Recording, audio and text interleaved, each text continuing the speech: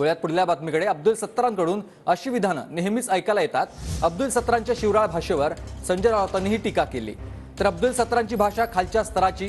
अंबादास दानवेंनीही अब्दुल सत्तारांवर टीका केलेली आहे. मला माहीत नाही त्याच्याविषयी. अशा गोष्टी ज्या आहेत हे या सरकारचे चरित्र आहे. किती वेळा त्या माणसावर बोलायचं? बोलावं ना, त्यांचे प्रवक्ते आहेत ते बोलतील.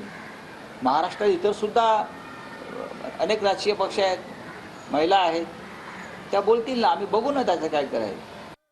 सत्तारांची वृत्ती ही अतिशय खालच्या स्तराची, नीच वृत्तीची, नीच प्रवृत्तीची आहे एवढं मी म्हणेन.